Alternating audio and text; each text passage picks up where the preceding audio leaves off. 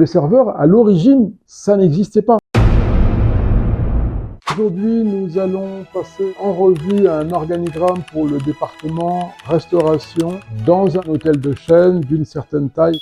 Comme vous pouvez le constater ici, nous avons d'abord en haut un directeur de la restauration qui, dans certains cas de figure, peut également être aussi ce qu'on appelle un F&B manager en anglais, qui va donc chapeauter l'intégralité du département en restauration. En dessous, donc, on va avoir au niveau donc du restaurant, le responsable de salle ou le directeur de restaurant. Son rôle à lui, c'est bien évidemment d'avoir la direction de la totalité du restaurant et tout ce qui va se passer dedans, que ce soit des événements ou simplement le fonctionnement quotidien du restaurant. En dessous, comme vous pouvez voir, on a le premier maître d'hôtel. Dans certains cas de figure, ça peut être aussi l'assistant du directeur de restaurant, mais c'est le premier maître d'hôtel. Ensuite, quand on descend, on va voir que sur le même niveau, on va avoir le maître d'hôtel de carré, le chef barman et le chef sommelier. Ça, c'est sur le même niveau. Maître d'hôtel de carré était maître d'hôtel qui avait un carré dans la salle de restaurant.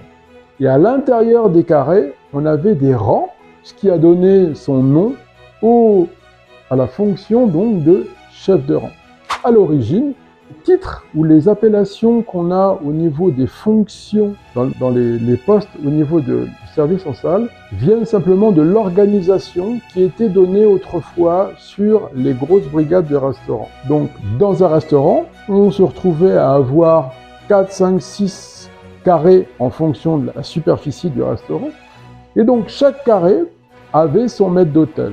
Le maître d'hôtel, sa fonction était d'accueillir les clients, mais aussi de prendre les commandes et de conseiller.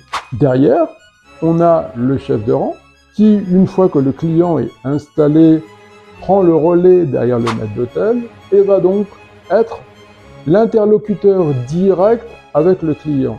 À l'origine, le rôle du chef de rang était réellement d'être la seule personne qui allait être en contact, ou quasiment la seule, qui allait être en contact avec les clients au niveau du service. Donc, c'est lui qui assurait le service. Et donc, de par cette fonction, eh bien, il ne pouvait absolument pas quitter le restaurant, il devait être là en permanence.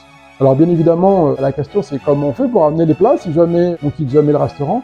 Eh bien, comme vous le voyez, en dessous, vous avez ce qu'on appelle des commis de suite. Et le rôle du commis de suite, c'était justement ce qu'on appelle en anglais les runners. Et donc, le rôle des runners, eh bien, c'était justement de faire cette liaison entre la cuisine et la salle. Et donc, le commis de suite, une suite, hein, comme on l'utilise en restauration, eh bien, c'était d'apporter les suites au chef de rang. Et donc, il amenait les suites au chef de rang. Et c'est le chef de rang qui les mettait sur la table. C'était pas le commis de suite, surtout sur les hôtels un peu haut de gamme et prestige, où très souvent, les plats sont amenés sur des plateaux en argent ou sur des choses comme ça. Et donc, voilà. Ou alors, si on travaille au guéridon ou à la russe, bien sûr. Et puis, tout en bas, vous voyez ici, on a le commis débarrasseur.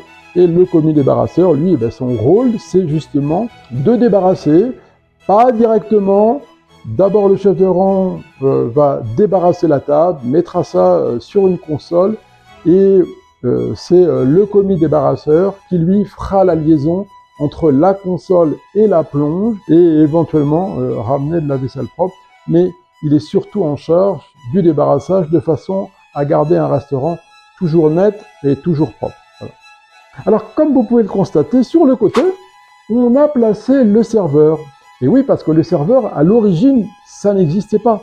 C'est quelque chose qui est arrivé, on va dire, ces 20-30 dernières années, dans les restaurants, dans les petites structures d'abord, et aujourd'hui, ça se généralise de plus en plus. Aujourd'hui, le serveur, il cumule 4 fonctions en même temps. Il fait à la fois le maître d'hôtel, c'est-à-dire qu'à l'origine, c'était le maître d'hôtel qui prenait les commandes, mais aujourd'hui, c'est le serveur qui prend les commandes et qui conseille les clients. Le chef de rang, puisque, évidemment, le serveur, c'est celui qui va servir les clients et être en contact direct avec le client. Et puis, assurer la liaison, aussi bien au niveau du service des plats, mais aussi au niveau du débarrassage de la table et de tout ce qui va être rapporté à la plonge une fois que le client a servi. On voit bien hein, l'évolution, on comprend bien aujourd'hui. Donc, bien évidemment, le fait d'être passé de 4 postes à seulement une personne a impacté la qualité de service qu'on a, puisque une personne qui doit faire 4 fonctions en même temps, ça demande beaucoup plus de compétences, même si tous ces gens-là avaient des compétences très très pointues, mais ça demande quand même, c'est un petit peu plus compliqué, même si on considère